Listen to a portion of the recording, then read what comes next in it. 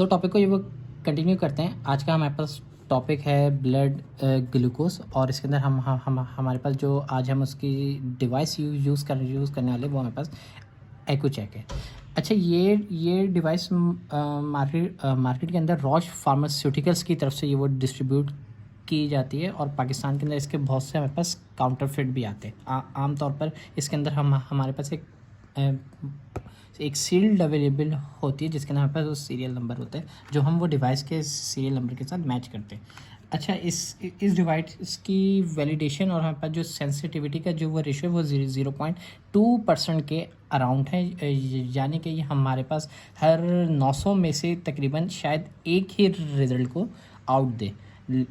और इसके अलावा हमारे पास जो मार्केट में दूसरे इंस्ट्रूमेंट जो ये वो आते हैं, उसके अंदर हमारे पास एबर्ट का और उसके अलावा हमारे पास ईवोचेक की वो डिवाइस है। मार्केट के अंदर रिलायबिलिटी के हिसाब से हमारे पास ये डिवाइस टॉप एंड के ऊपर आती है। अच्छा, तो ये वो डिवाइस के अंदर हमारे पास 3 बेसिक कंपोनेंट हैं। एक हमारे पास ये डिवाइस का रीडर है, या जिसको हम ग्लूकोज मीटर कहते हैं। इसके अंदर हमारे पास और जो सेकंड मेन कंपोनेंट है वो हमारे पास वो डिवाइस के लिए स्ट्रिप्स हैं, जिसको हम कहते हैं टेस्ट स्ट्रिप।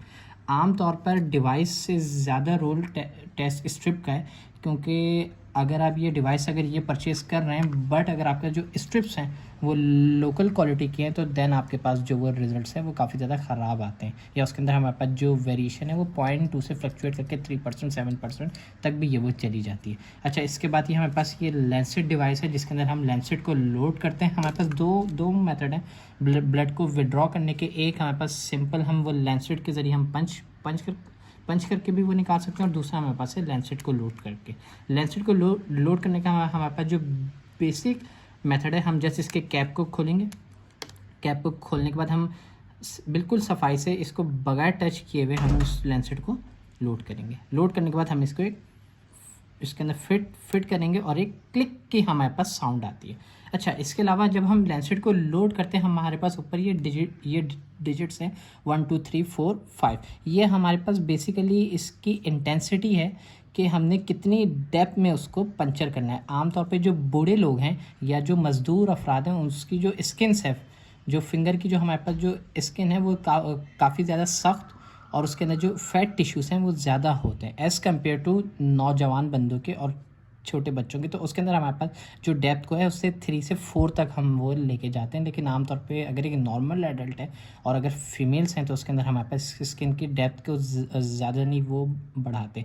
सबसे बेटर ऑप्शन आपके पास 3 है, लेकिन इनकेस अगर 3 के अंदर आपके पास पंच नहीं आता, तो देन आप इसको 4 और 5 की तरफ ये रिवर्स कर सकते हैं। अच्छा, इसके अलावा हमारे पास जो दूसरे इंस्ट्रूमेंट है, उसके अंदर हमारे पास ये डिजिट्स की जगह पर हमारे पास डेप्थ इंटेंसिटी के लिए बार्स होते हैं।